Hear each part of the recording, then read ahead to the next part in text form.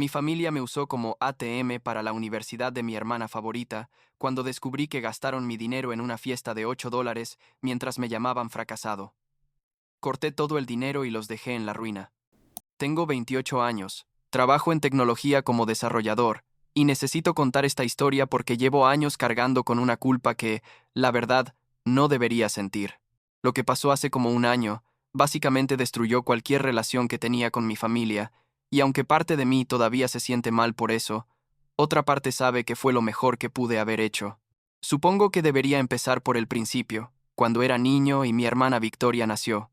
Yo tenía 7 años cuando Victoria llegó al mundo, y desde ese momento todo cambió en mi casa. No es que mis padres fueran malos conmigo antes, o sea, no me pegaban ni nada de eso, pero cuando ella nació fue como si yo dejara de existir, ¿me explico?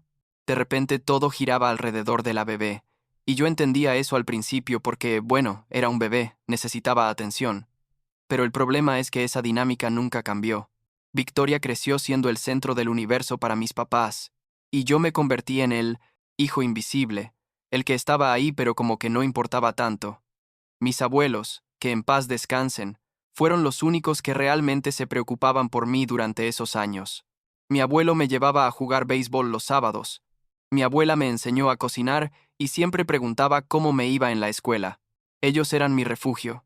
Ya sabes, el único lugar donde sentía que alguien me veía de verdad.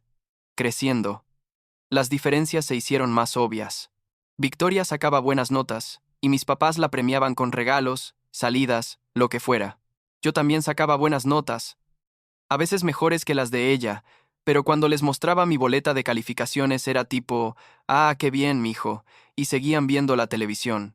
Victoria quería clases de piano, se las pagaban. Yo pedí una computadora usada para aprender programación porque me interesaba, y mi papá literal me dijo que para qué quería esas tonterías si mejor debería buscar un trabajo de verdad. Tenía como 15 años en ese momento, creo. La computadora me la terminaron comprando mis abuelos para mi cumpleaños 16, una laptop vieja pero funcional, y con esa cosa empecé a enseñarme a programar, viendo videos en YouTube y leyendo tutoriales gratis en Internet.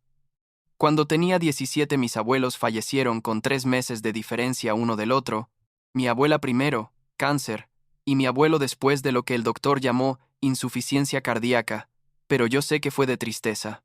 Perderlos fue devastador. Eran literalmente las únicas personas en mi vida que me hacían sentir valioso. En el funeral mi mamá ni siquiera preguntó cómo estaba yo, pero pasó como una hora consolando a Victoria que apenas había convivido con ellos. Eso me dolió más de lo que puedo explicar, pero ya estaba acostumbrado a ese tipo de cosas. Al año siguiente terminé la preparatoria y empezó toda la conversación sobre la universidad. Victoria todavía estaba en la escuela, tenía como 11 años, pero mis papás ya hablaban de cómo iban a ahorrar para mandarla a la mejor universidad que la aceptara. Cuando yo mencioné que quería estudiar ciencias de la computación, mi papá se rió, literal se rió en mi cara, y dijo que él no iba a desperdiciar su dinero en que yo jugara con computadoras. Mi mamá dijo que tal vez debería buscar trabajo en lugar de seguir estudiando porque la familia necesitaba ayuda económica. Yo tenía 18 años recién cumplidos, y básicamente me dijeron que la universidad no era para mí, que Victoria era la que tenía futuro, y había que invertir en ella. No les voy a mentir, eso me destrozó. Pasé como una semana encerrado en mi cuarto sin hablar con nadie. Solo lloraba y me preguntaba qué había hecho mal para que mis propios padres me trataran así. Pero luego me enojé, y ese enojo me dio la fuerza para hacer algo. Junté los pocos ahorros que tenía de trabajos temporales, empaqué mis cosas y me fui a la ciudad. No les avisé. Simplemente dejé una nota que decía que me iba a buscar mi propio camino. Mi mamá me llamó como 2 días después, no para preguntarme si estaba bien o dónde estaba, sino para regañarme por irme sin avisar y preocuparlos. No mencionó nada sobre volver a casa ni sobre apoyarme en lo que fuera, solo me dijo que era un malagradecido. Los primeros meses en la ciudad fueron brutales. Renté un cuarto en un departamento con otros 3 tipos, trabajaba de mesero en las noches y pasaba el día aprendiendo a programar. Dormía como 4 horas diarias, comía puro ramen y lo que sobraba en el restaurante, pero estaba decidido a salir adelante. No tenía a nadie, ningún apoyo familiar, ningún dinero extra, nada. Todo lo que logré fue porque me maté trabajando, ¿me explico? Y la verdad es que esa época me enseñó a valerme por mí mismo, pero también me llenó de resentimiento hacia mi familia. Como al año y medio, conseguí mi primer trabajo real como desarrollador junior en una startup. El sueldo no era increíble, pero era mucho mejor que el del restaurante, y por primera vez en mi vida sentí que estaba construyendo algo. Me mudé a un departamento solo, pequeño pero mío, y empecé a estabilizarme. Durante todo ese tiempo mis papás no me llamaron ni una vez para ver cómo estaba. Victoria me mandaba mensajes ocasionales, nada profundo, solo tipo, hola, ¿cómo estás? Pero nunca hubo una conversación real.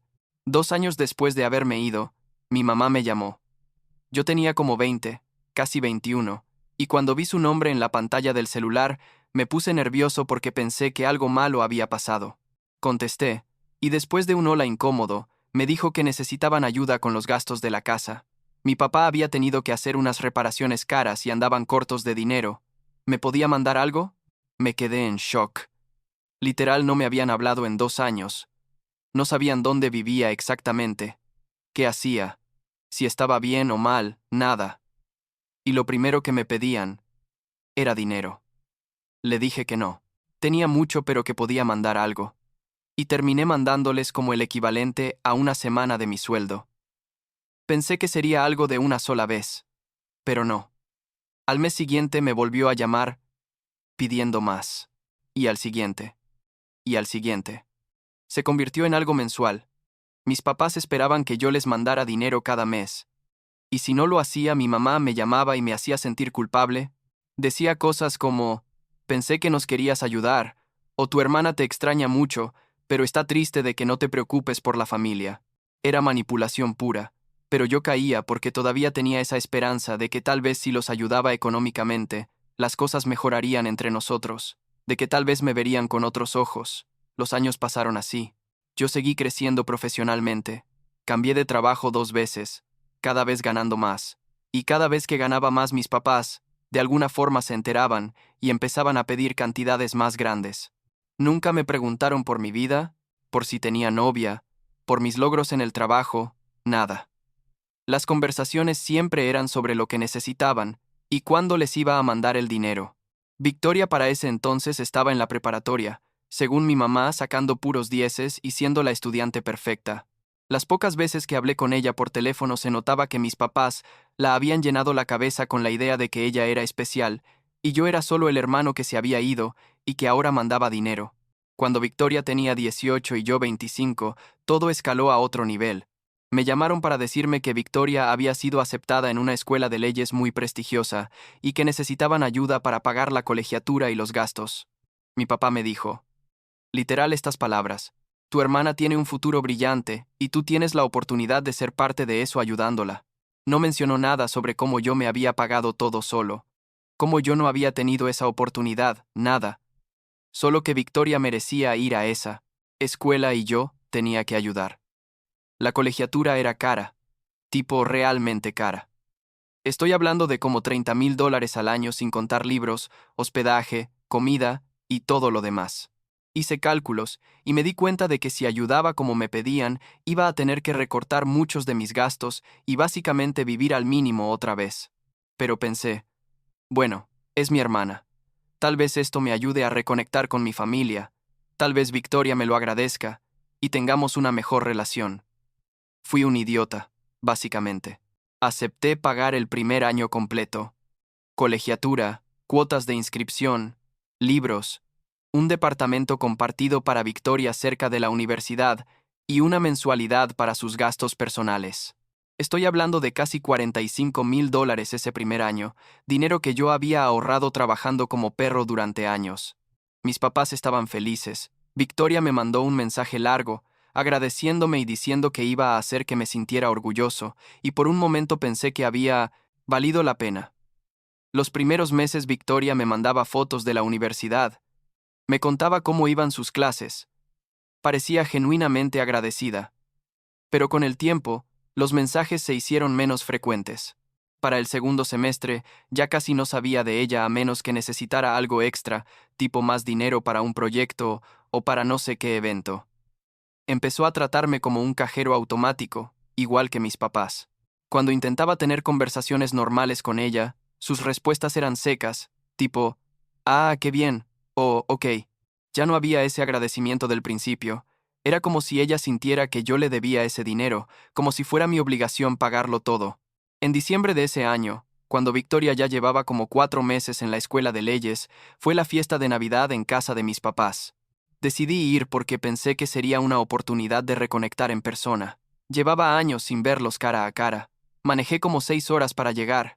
Llegué con regalos para todos, y cuando entré a la casa mi mamá me saludó rápido y luego siguió decorando.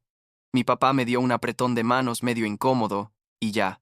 Victoria estaba en la sala con unos primos platicando sobre la universidad, y cuando me vio fue tipo, ¡ay, hola Kevin! Y siguió con su conversación.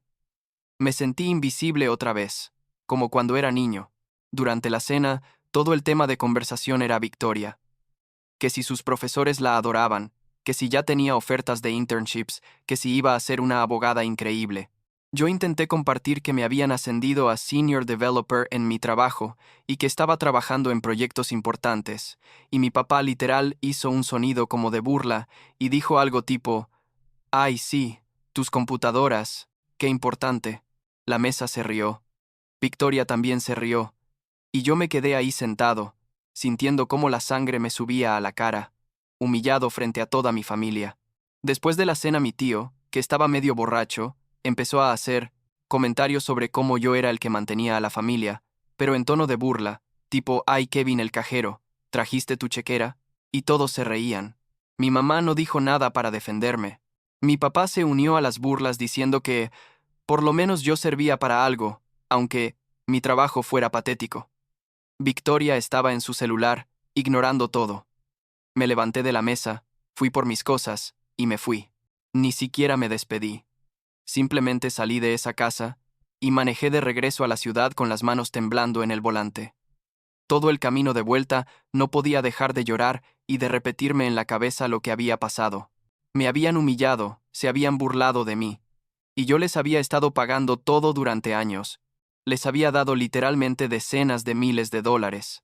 Había sacrificado mi propia comodidad y mis ahorros para que Victoria pudiera ir a su escuela perfecta, y así me trataban, como basura, como si yo no valiera nada más allá del dinero que podía darles.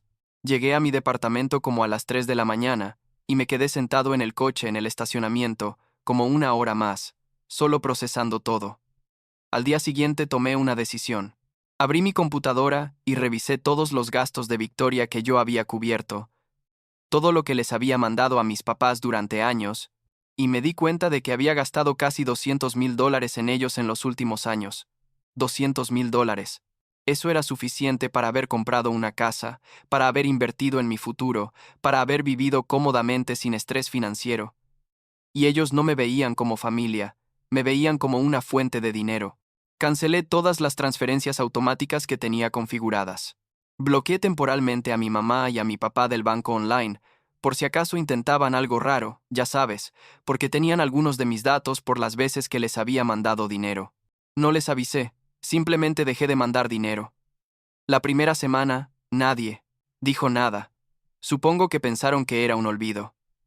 La segunda semana, mi mamá me mandó un mensaje preguntando por la transferencia mensual. Le dejé el mensaje en visto. No le respondí. Para enero Victoria me mandó un mensaje largo. Era el inicio del segundo semestre y necesitaba que le pagara la segunda mitad de la colegiatura del año. Le dije que no iba a hacerlo. Se puso furiosa. Me dijo que cómo era posible que le hiciera eso, que le había prometido pagar el año completo, que la iba a arruinar. Le expliqué que ya había pagado el primer semestre completo, y que con eso había cumplido mi parte, que si quería seguir en esa escuela, ella o mis papás tendrían que buscar la forma de pagarlo. Me bloqueó. Mi mamá me llamó gritando, diciendo que era un egoísta, que cómo le iba a hacer eso a mi hermana, que ella lo había dejado todo por seguir estudiando y ahora la iba a obligar a abandonar la escuela. Le dije que Victoria era adulta igual que yo, que si yo había podido salir adelante solo ella también podía, y que yo ya no iba a seguir siendo su fuente de dinero. Colgué y bloqueé su número.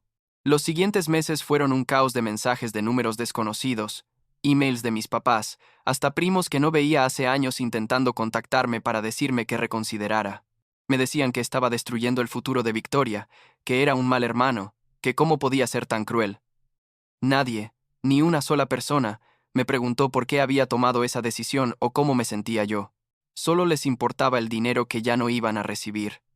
Victoria no pudo pagar el segundo semestre.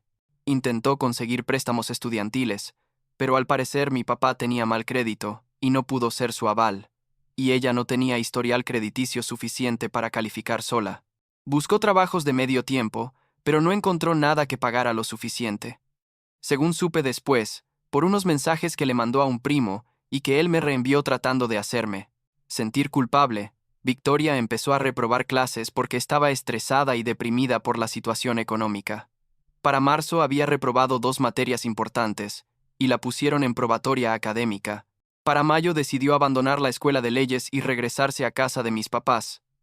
Cuando me enteré de que había abandonado, no voy a mentir, me sentí mal. Una parte de mí se sentía culpable, ¿sabes? Como si hubiera arruinado su futuro. Pero otra parte, la parte más racional, sabía que no era mi responsabilidad mantener a mi hermana adulta en una escuela carísima que ella no podía pagar. Yo nunca había tenido esa ayuda. Yo había salido adelante solo. Y no era justo que esperaran que yo sacrificara mi vida entera por ella solo porque era la favorita de mis papás. Victoria regresó al pueblo y, según supe, consiguió un trabajo en una tienda departamental. Mis papás estaban furiosos conmigo. La familia entera me culpaba del fracaso de Victoria. Nadie mencionaba que Victoria también había reprobado materias por su cuenta, o que mis papás pudieron haber ahorrado para su educación en lugar de gastar en otras cosas durante años. Solo yo era el villano de la historia. Como 6 meses después de todo eso, en octubre, mi papá me llamó de un número que no tenía bloqueado.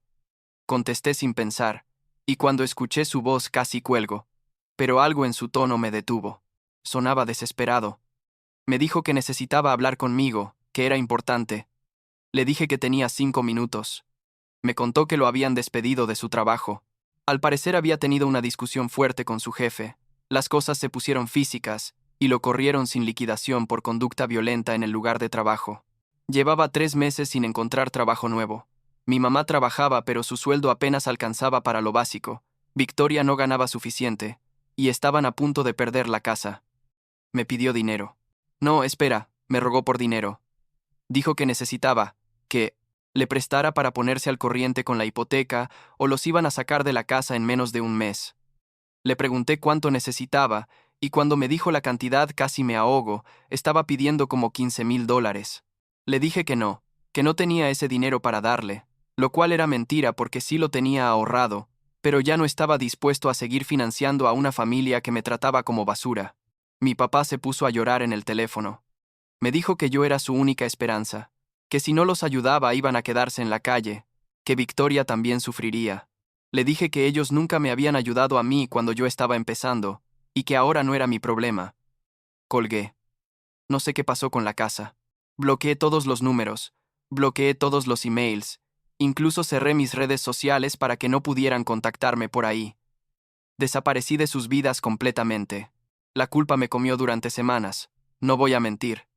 Había noches en las que no podía dormir, pensando en que tal vez Victoria estaba sufriendo de verdad, o en que mis papás realmente podrían quedarse sin casa. Pero luego recordaba la fiesta de Navidad, recordaba todos los años de humillaciones, de ser ignorado, de ser usado, y la culpa se convertía en enojo otra vez. Ha pasado como un año desde todo eso. Hace 3 meses me ascendieron a Tech Lead en mi empresa. Básicamente estoy liderando un equipo de desarrolladores y ganando más dinero del que alguna vez imaginé cuando era ese niño de 18 años que se fue del pueblo con una maleta y cero apoyo. Empecé a tomar clases online de negocios, porque quiero eventualmente lanzar mi propia startup. Estoy en terapia, lo cual ha ayudado un montón a procesar todo este rollo familiar. Tengo amigos de verdad ahora, gente que me valora por quien soy, y no por lo que puedo darles. Mi departamento es bonito, cómodo, mío. Estoy bien. Mejor que bien. La verdad. A veces todavía me siento culpable, especialmente cuando veo familias felices en la calle o cuando es alguna fecha importante, y me acuerdo de que técnicamente tengo familia pero no hablo con ellos. Pero luego recuerdo que una familia de verdad no te trata como me trataron a mí. Una familia de verdad no te explota económicamente durante años y luego te humilla. Una familia de verdad celebra tus logros en lugar de burlarse de ellos. Y yo no tuve eso con ellos. Probablemente nunca lo tuve después de que murieron mis abuelos. La semana pasada estaba organizando unos papeles viejos y encontré una foto de cuando era niño con mis abuelos, ellos sonriendo y yo en medio con una sonrisa enorme. Me quedé viendo esa foto como 10 minutos, y pensé en cómo ellos sí me querían de verdad, cómo ellos sí me veían, y me di cuenta de que si ellos estuvieran vivos hoy, estarían orgullosos de mí. Orgullosos de que salí adelante solo, de que establecí límites, de que no me dejé seguir usando. Eso es lo que me da paz ahora. Saber que no necesito la aprobación de gente que nunca me valoró. Ya no les debo nada, ni dinero, ni tiempo, ni explicaciones. Estoy construyendo mi propia vida, mis propios términos, y eso es suficiente.